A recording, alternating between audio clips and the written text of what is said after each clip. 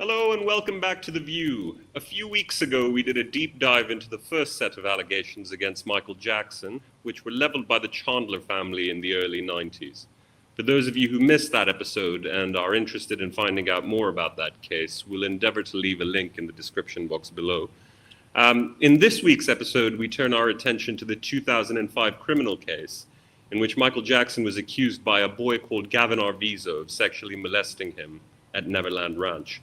Charles Thomson is with me again and raring to go. Over the next hour or so, I'll ask Charles to examine the origins of the allegations, the evidence presented by both sides, the key moments from the trial, and the reasons why the jury reached the verdict that it did.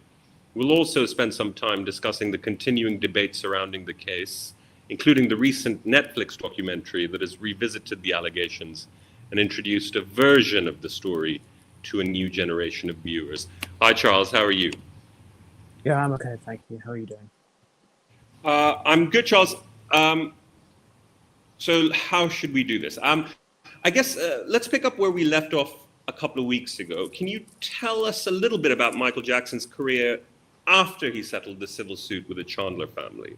How much did the allegations damage him, do you think? Well, they didn't have a huge impact on his marketability.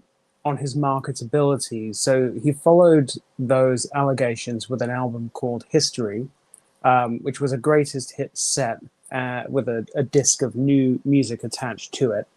And that became the biggest selling double album in history. Then he released an EP called Blood on the Dance Floor with a bunch of remixes on it. That became the biggest selling remix album in history. But then he kind of disappeared into the wilderness. And what happened was he kind of retreated back into drug addiction. So he performed a concert, a charity concert, where he was performing on a bridge which was supposed to come apart and then lower him down to the stage. And the equipment failed and the bridge collapsed and he badly injured himself and ended up dependent on painkillers. And so by the time he reemerged in 2001 with his next album, Invincible, that was a different story because he really did look like a completely different person. He looked terrible. The album was not very good. He didn't really market it effectively because he was not capable of doing so. So Invincible was the first kind of flop of his adult solo career, although I use the word flop within the context of Michael Jackson. So a Michael Jackson flop is anybody else's hit. I think the album sold about 10 million copies. If you or I sold 10 million copies of an album, Rolling Stone will be putting us on the cover as the greatest thing since sliced bread. But for Michael Jackson, selling only 10 million copies of an album was a bit of a disaster.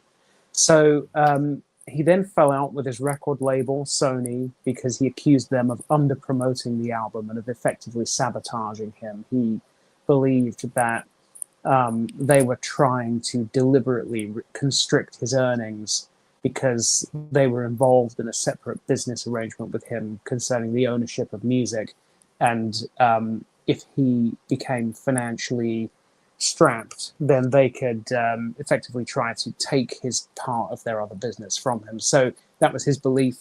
He went on a big campaign against Sony, and the media was not having it. The media, of course, hated Michael Jackson and sided very much with Sony.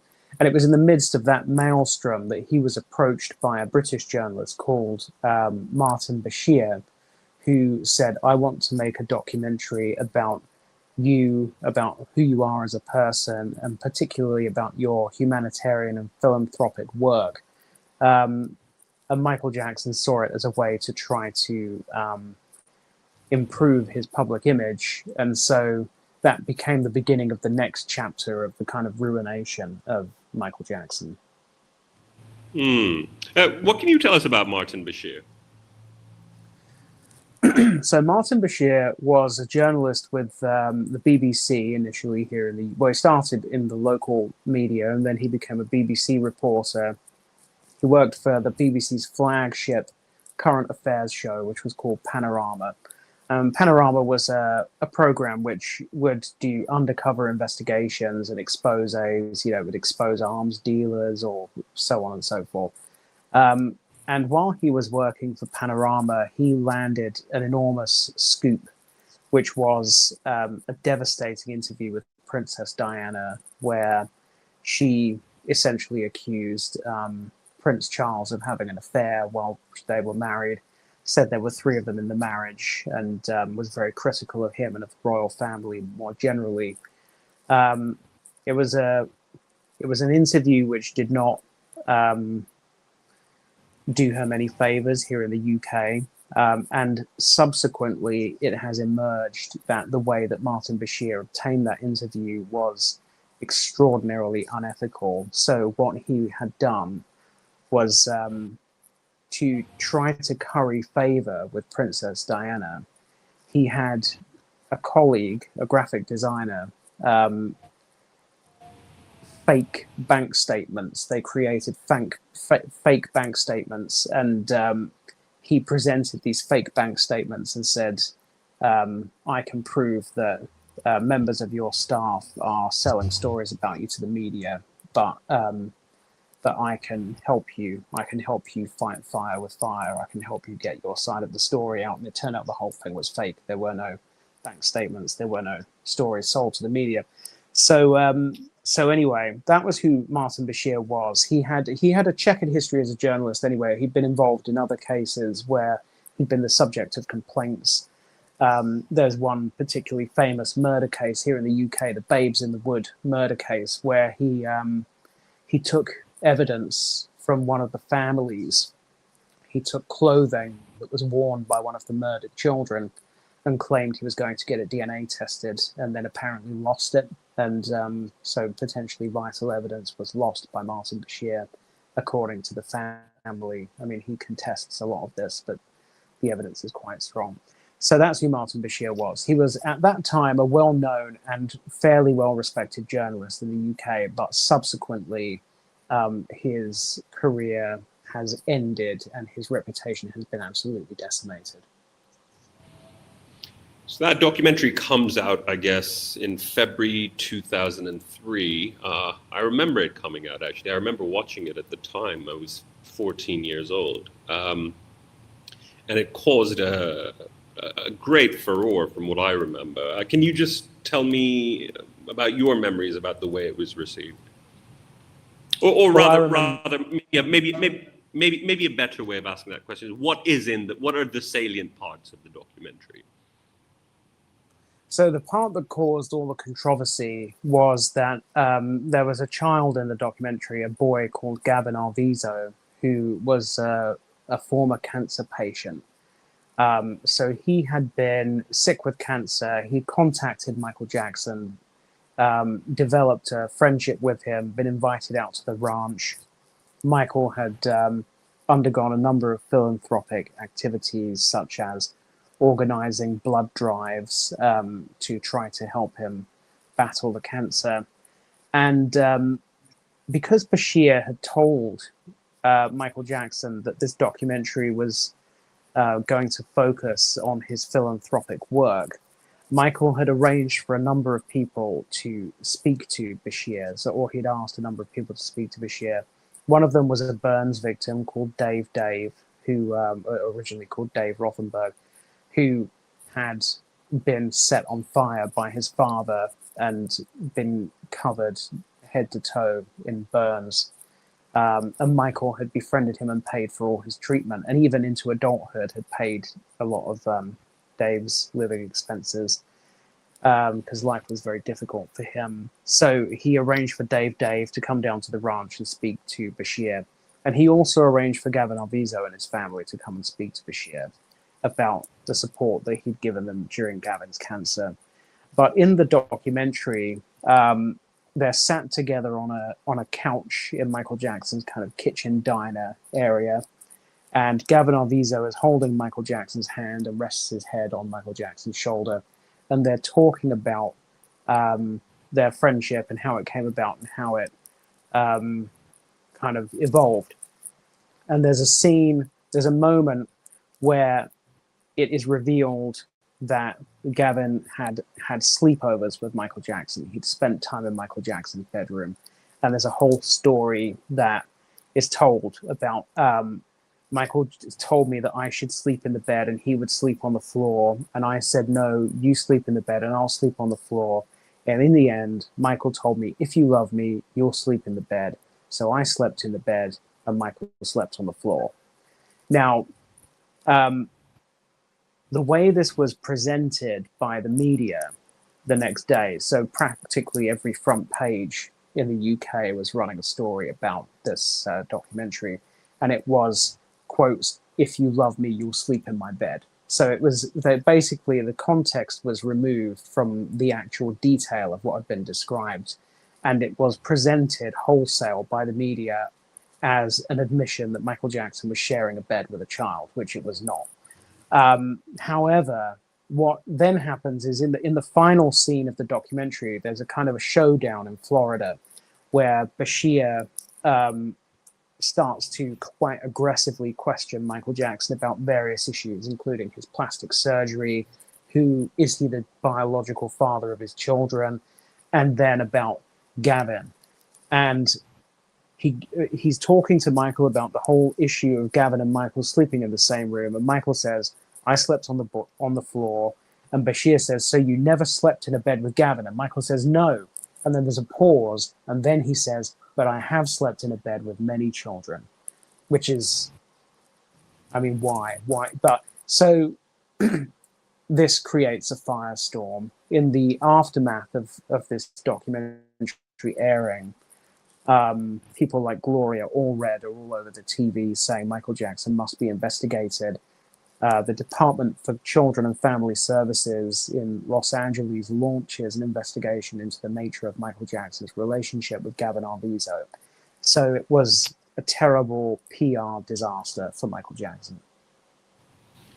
Yes, that's pretty much consistent with my own recollection of the sort of fallout from that documentary. It's all anyone really wanted to talk about. Michael Jackson's relationship with children. Was it inappropriate? Allusions were made, of course, to the 1993 episode with the Chandler family, which we discussed in a previous video. So yes, I remember that being, an extremely controversial part of the film. It was actually the only part of the film that anyone really wanted to talk about. It was the only part of the film that got any real media coverage. Now, who were the Arvizo family? Well, how did Michael Jackson come across them?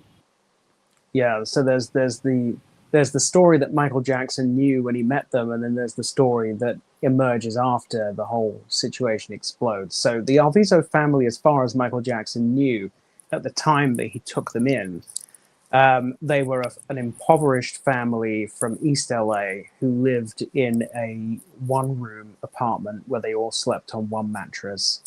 The boy had cancer. They were struggling to pay for the treatment, and his dying wish, he was on the verge of death, and his dying wish was that he wanted to meet his hero, Michael Jackson. So Michael Jackson long-term hairdresser, Carol Lemire, had a grandson called Quay, who was in the same tap dancing class as the Arvizos. And so through Carol Lemire, the Arvizo family end up getting their wish. They end up being introduced to and meeting Michael Jackson. Initially, it's over the phone because Gavin is in the hospital, so Michael starts ringing him on the phone and talking to him. He sends him stuff in the hospital, like computer game consoles and things like that, to pass the time. And then when Gavin was well enough, the family went out to the ranch, and they made a number of visits to the ranch over a fairly long period. And then they disappeared from Michael Jackson's life, which the story as to how that happened would emerge later after the allegations come about. And he really loses contact with them, and they're gone. They are gone from his life until Martin Bashir says, I want to make a documentary about your philanthropic work. And Michael thinks, well, who can I introduce him to? And he comes up with two names, Dave Rothenberg and Gavin Arvizo. And so Michael finds Gavin Arvizo and his family, reestablishes contact with them, and invites them out to the ranch and introduces them to Martin Bashir. Do we know how many years passed? How many years they were out of contact before the Martin Bashir documentary becomes a pretext or a reason for them to reconnect? It's about a year. So, okay. And we know that because after they were kind of ousted, after they lost contact, they bombarded him with cards and letters.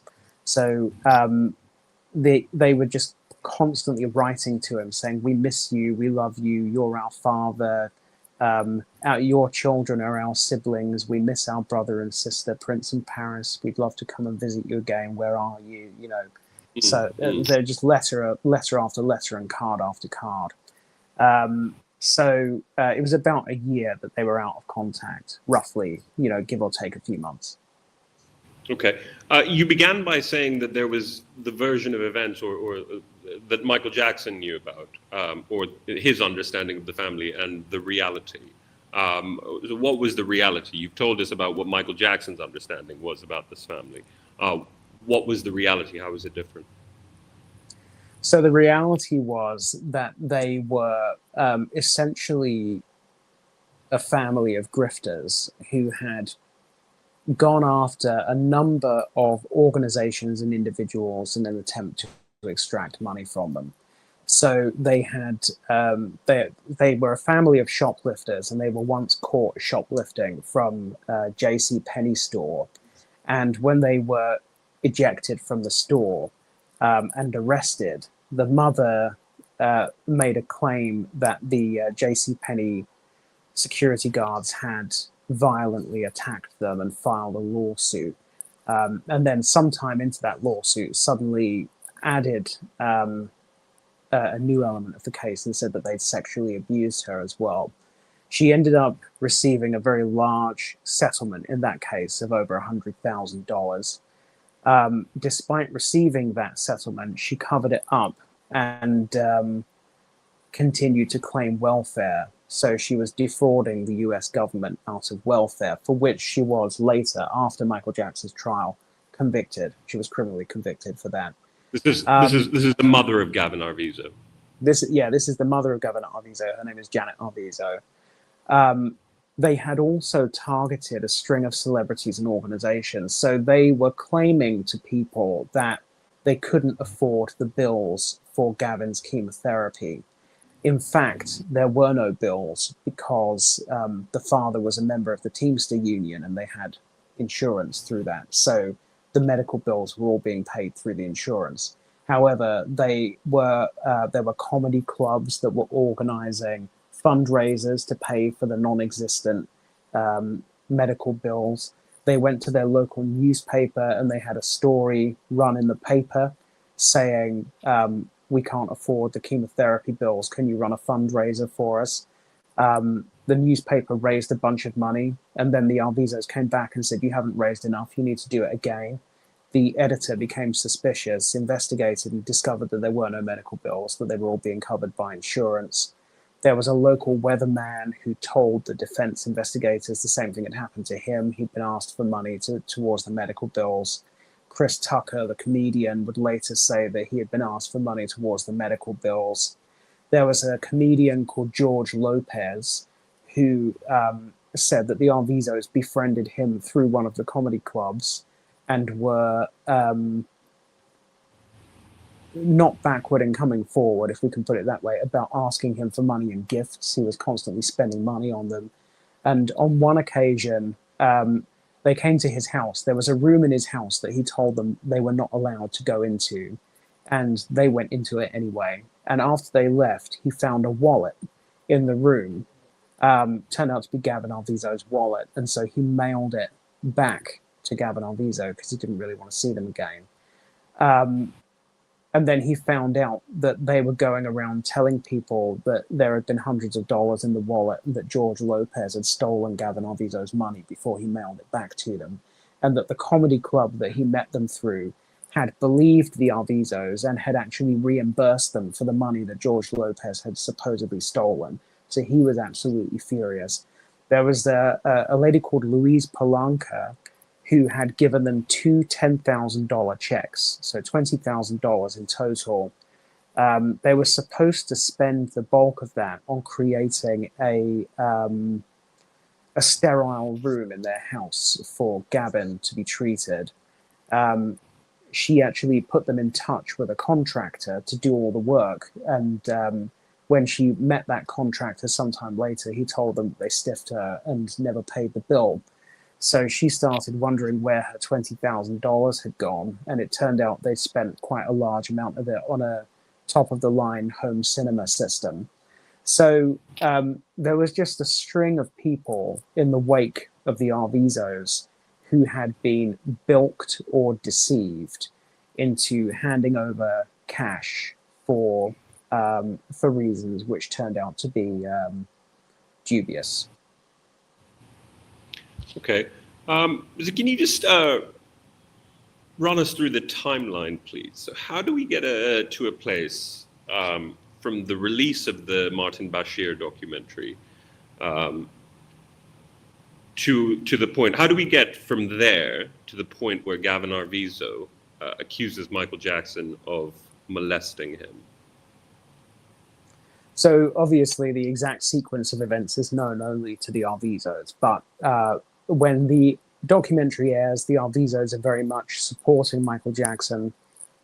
They go to visit him in Miami, and then they're taken to Neverland, where they record a series of interviews saying that Michael has been nothing but generous and philanthropic towards them, and that nothing inappropriate has ever happened. Eventually, they leave Neverland. Concerns are growing about this family, particularly after a warning from Chris Tucker. And they are then cast out into the wilderness again. So after the whole hubbub about the Bashir documentary dies down, and having received the warning in particular from Chris Tucker about the family, they are iced out of Michael Jackson's world. However, at some point, the story changes, and the way it becomes a criminal investigation is that the family goes to see an attorney called Larry Feldman. Larry Feldman is the attorney who represented Geordie Chandler and his family in obtaining their settlement.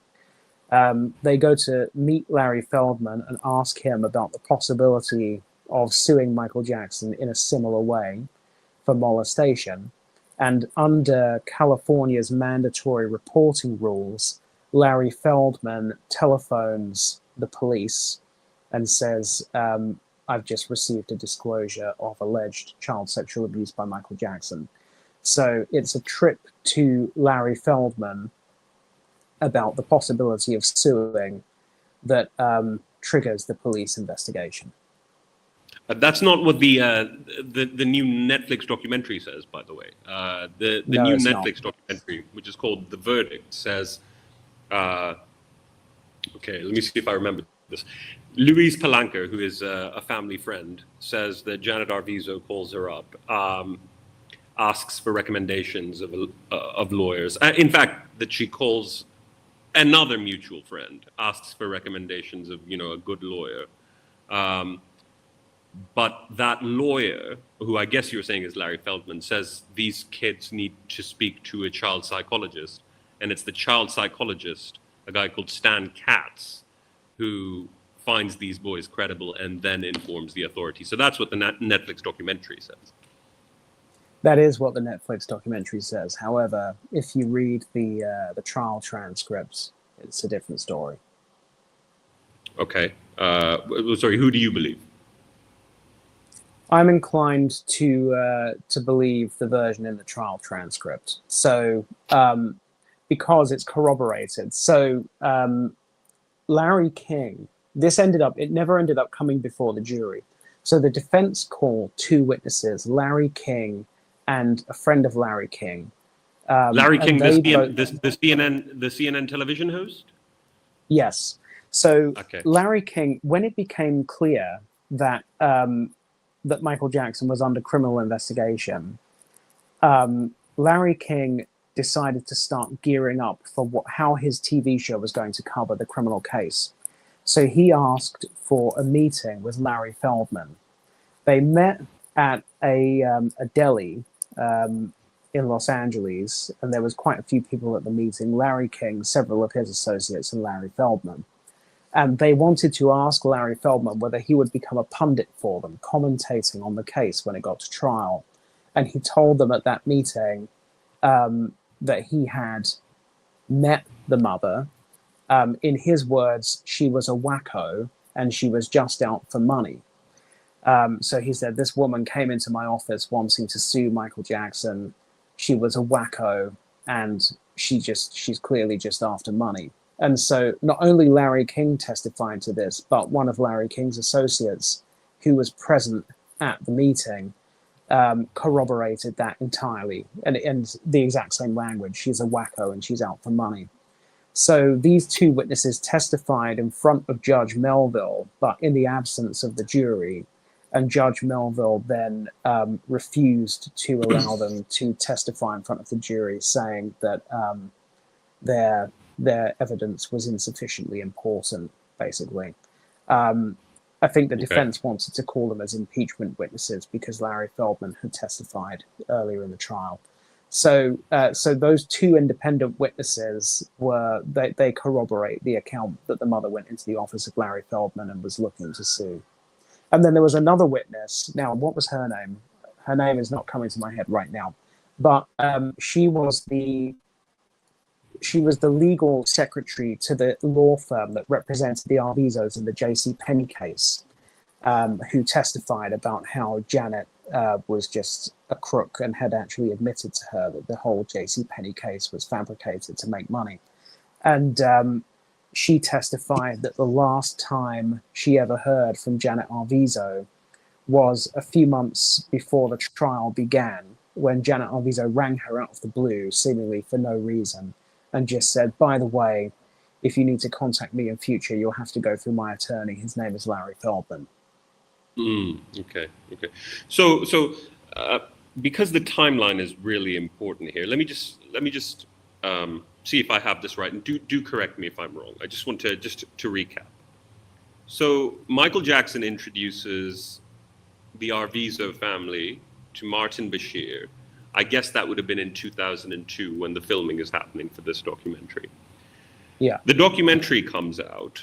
In that documentary, Gavin Arvizo is shown holding hands with Michael Jackson. Michael Jackson admits that he has slept in his bed with some children, though not Gavin Arvizo. The documentary comes out, I guess, February the 3rd, I think, 2003, if I'm not mistaken. And all anyone can talk about is Michael Jackson's inappropriate relationships with children, right? So this is front page news pretty much in every geography, particularly in the English-speaking world, in America and in the UK. And it is after that when all the world is talking about Michael Jackson's inappropriate relationships with children that Michael Jackson decides to molest Gavin Arvizo. Is this am I right here? Is this broadly speaking the timeline? That is the timeline, yeah. So the timeline is Michael Jackson meets Gavin Arvizo circa 1999, is spending time with him for about a year on and off, with Gavin coming out to the ranch, never lays a finger on him, then doesn't speak to Gavin for about a year, invites him back to the ranch, again, never lays a finger on him during the whole Bashir filming, then loses touch with him again until the documentary comes out and the whole firestorm erupts. Gloria Allred goes on TV and says Michael Jackson must be investigated to see whether he's molesting Gavin Arvizo. The Los Angeles Department for Children and Family Services launches an investigation into whether Michael Jackson is molesting Gavin Arvizo, and Michael Jackson then goes, that sounds like a good idea. I think I'll start molesting Gavin Arvizo. That is the prosecution's timeline. I mean, okay. Yeah. Yeah. No, but I mean, Okay, like I mean, I don't want to editorialize, but I mean, does this not strike you as wildly implausible? I mean, I think I it mean, struck a lot of people as wildly implausible. I mean, when Matt Taibbi was covering the case for Rolling Stone, he literally wrote the case is bullshit. He said that this timeline is absolutely nonsensical. okay, right. Okay, I think I'd better move on before you know. Okay. So let's talk about the charges then that Michael Jackson is booked for. Um, I think it was something like 4 counts of conducting or performing a lewd act on a minor, 4 counts of intoxicating a child with a view to carrying on, with a view to conducting said lewd acts. There were some other misdemeanor charges, and then there was a conspiracy charge, conspiracy involving child abduction, false imprisonment, and extortion. What does that mean exactly?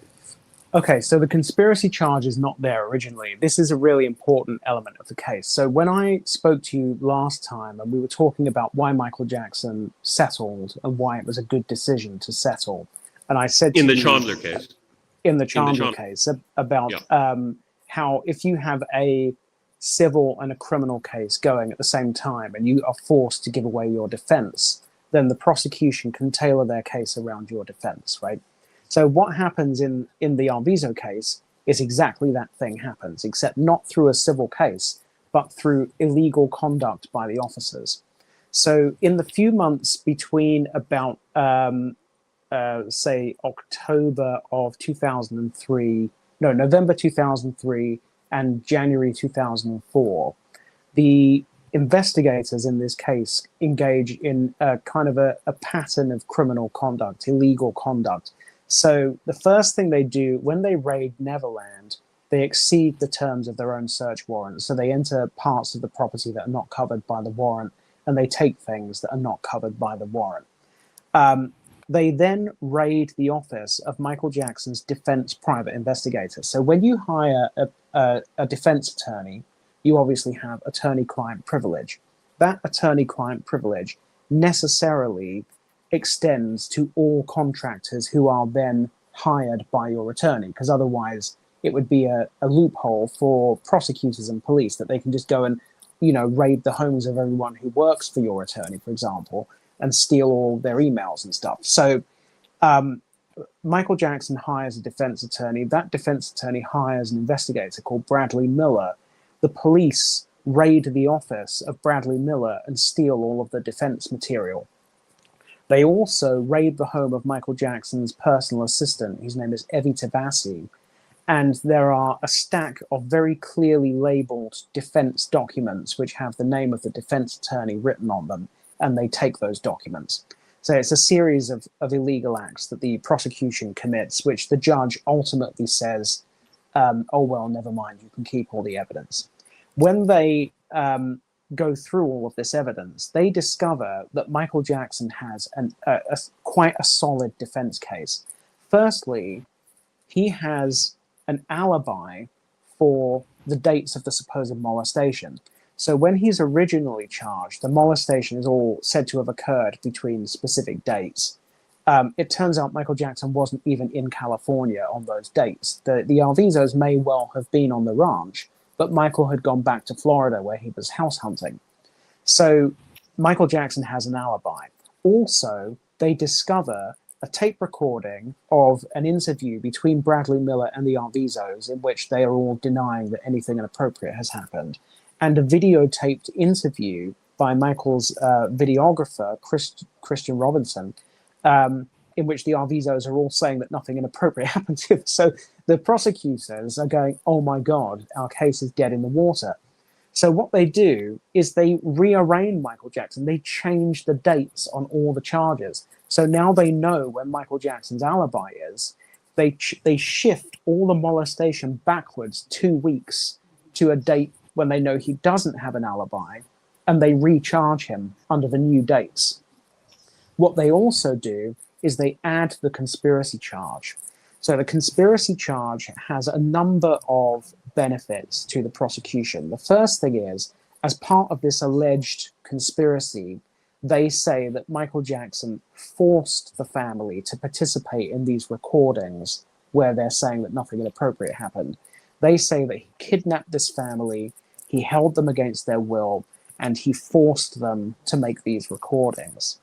The other benefits to them of a conspiracy charge are, firstly, if you charge somebody with conspiracy, you can turn a series of perfectly lawful acts into unlawful acts. So on the conspiracy charge, Michael is charged with something like 27 overt acts of conspiracy. And these overt acts of conspiracy include, for example, booking flights for the Arvizos to travel from Los Angeles to Florida. They include asking his ex-wife to participate in a documentary countering the Martin Bashir documentary and allegations.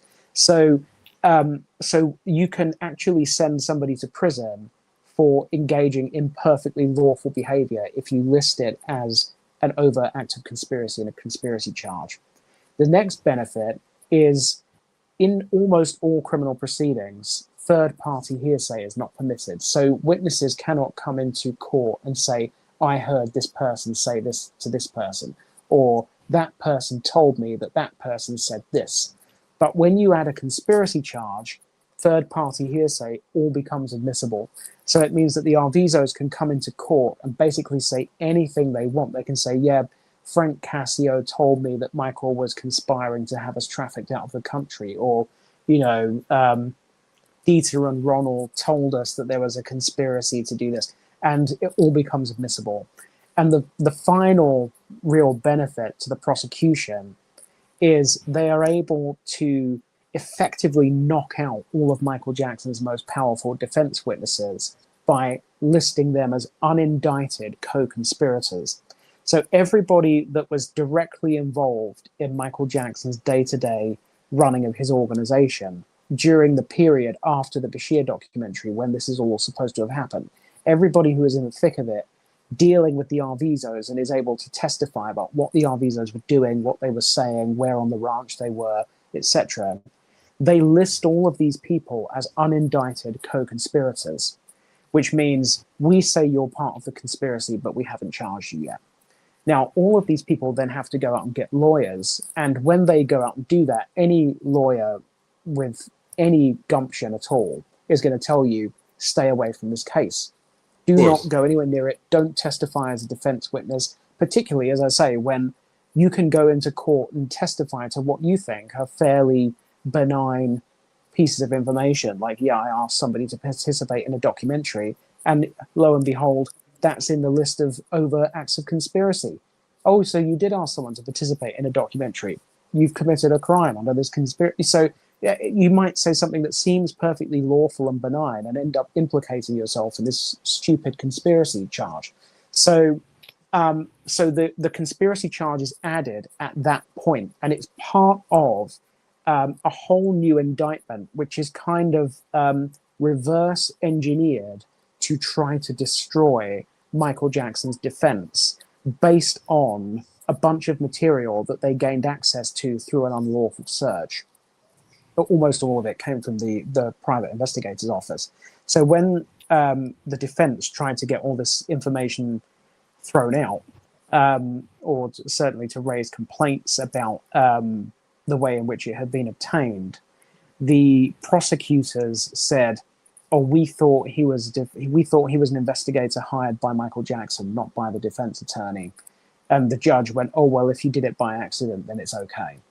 In fact, that was not true anyway, because there was a tape recording from before the raid where Janet Arvizo explicitly described Bradley Miller to the prosecutors as being Mark Geragos's investigator, not Michael Jackson's investigator. But anyway, so I can't remember what. Oh, you asked me about the conspiracy charge. But anyway, that's the sequence of events that leads to the introduction of the conspiracy charge.